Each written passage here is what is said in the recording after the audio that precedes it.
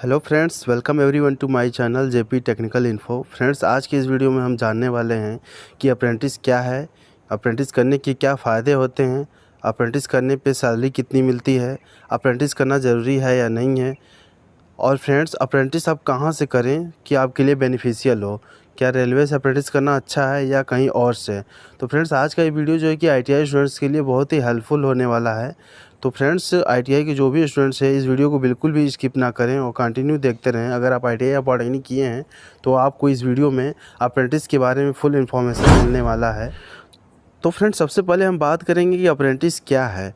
तो friends, apprentice act 1961 के तहत यह रूल बनाया गया था कि जो भी आईटीआई या पॉलिटेक्निक या बीटेक के स्टूडेंट हैं उनके स्किल में इम्प्रूवमेंट के लिए यह रूल बनाया गया था कि उनको जो है कि अप्रेंटिस करना पड़ेगा। अगर उनको प्राइवेट सेक्टर में जाना है, जैसे किसी प्राइवेट कंपनी में जाना है, तो अप्रेंटिस करने में उनको ये सिखाया जाता है कि किसी भी प्राइवेट कंपनी का जो कल्चर होता है वो कैसा होता है, प्राइवेट कंपनियों में कैसे जॉब किया जाता है, और भी उनको जो है कि स्किल को निखारा जाता है, स्किल में उनके इम्प्रूवमेंट किया जाता है। तो फ्रेंड्स, अप्रेंटिस में यही सिखाया जाता है कि प्राइवेट कंपनी में जॉब का कल्चर क्या होता है। अब बात करेंगे फ्रेंड्स कि अप्रेंटिस करना जो है कि ज़रूरी है या नहीं है। तो फ्रेंड्स, अगर आप जो है कि प्राइवेट सेक्टर में जाना चाहते हैं तो आपके लिए अप्रेंटिस करना ज़रूरी है। अगर आप प्राइवेट सेक्टर में किसी प्राइवेट कंपनी में जॉब नहीं करना चाहते हैं तो आपको अप्रेंटिस करना ज़रूरी नहीं है।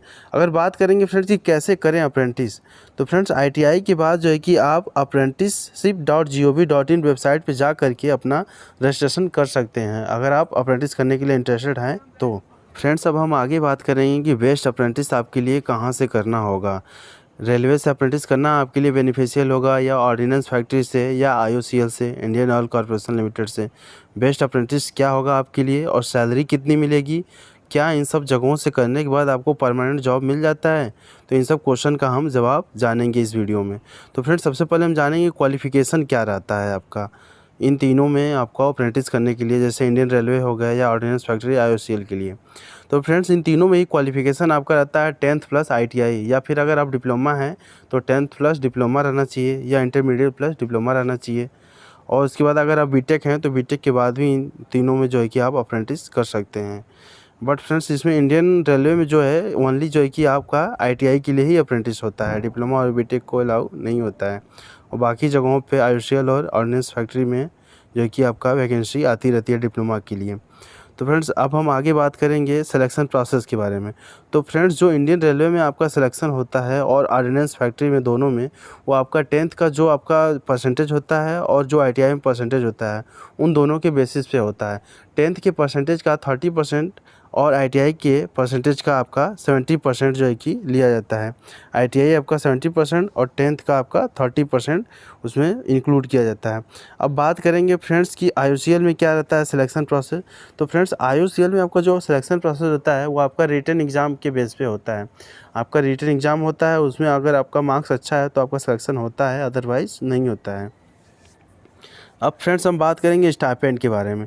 तो फ्रेंड्स, जो इंडियन रेलवे है और ऑर्डिनेंस फैक्ट्री है, दोनों में, और जो आईओसीएल है, इन तीनों में आपका जो स्टाइपेंड मिलता है वो लगभग 8 से 9 हज़ार के आसपास जो है कि आपका स्टाइपेंड आपको मिल जाता है। 8 हज़ार से लेकर के 9 हज़ार तक आपको स्टाइपेंड इन तीनों में ही मिलता है। पहले फ्रेंड्स, जो आईओसीएल में स्टाइपेंड मिलता था वो आपको आईटीआई वालों के लिए 11 हज़ार मिलता था, बट अब जो है कि उसका जो है स्टाइपेंड जो है कि डिक्रीज कर दिया गया है और वो आपको 8 हज़ार ही मिलता है।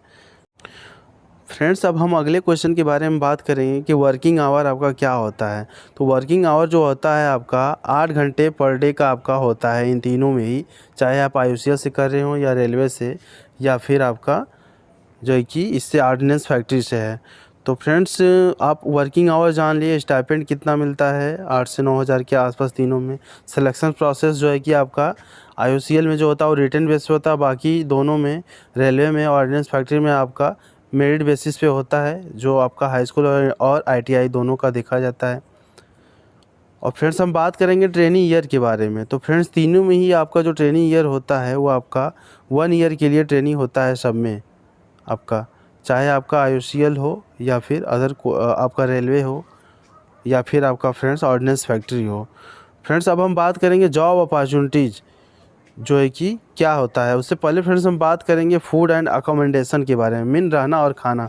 तो फ्रेंड्स इन तीनों में ही आपको रहना खाना नहीं मिलता है, इसका जो है कि आपको अरेंजमेंट आपको खुद से ही करना पड़ता है रहना खाना। और फ्रेंड्स अब हम बात करेंगे जॉब अपॉर्चुनिटीज़ के बारे में। क्या आपका आईओसीएल से, ऑर्डिनेंस फैक्ट्री से या फिर रेलवे से अप्रेंटिस करने के बाद आपको परमानेंट जॉब, एक सरकारी नौकरी उसमें दे दी जाती है? तो फ्रेंड्स इसका जवाब है आपका नहीं। फ्रेंड्स आपको जो है कि सरकारी नौकरी किसी में भी नहीं दिया जाता है फ्रेंड्स। बट यहाँ पे जो रेलवे में होता है आपको जो है कि रिजर्वेशन दिया जाता है।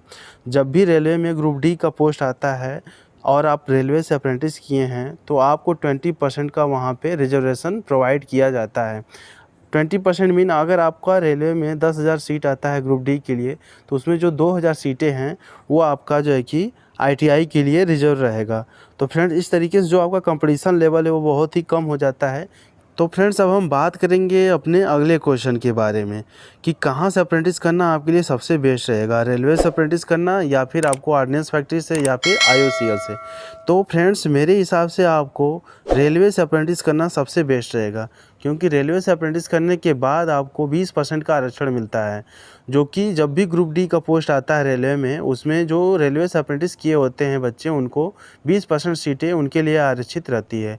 अगर आपका 1,00,000 सीट आया है तो 20,000 सीटें जो है कि आपका अप्रेंटिस वालों के लिए आरक्षित रहती है।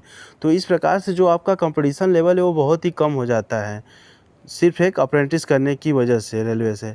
तो आई थिंक कि मेरे हिसाब से आपको रेलवे से अप्रेंटिस ज़रूर करना चाहिए अगर आप आईटीआई किए हैं तो दोस्तों आई होप कि आपके सारे क्वेश्चन का जवाब इस वीडियो में मिल गया होगा। अगर फिर भी आपका कोई क्वेश्चन है तो आप जो है कि उसे कमेंट बॉक्स में लिखिए, मैं आपके सारे कमेंट का जो है कि रिप्लाई करूँगा। Friends thanks for watching this video, मिलते हैं अगले वीडियो में।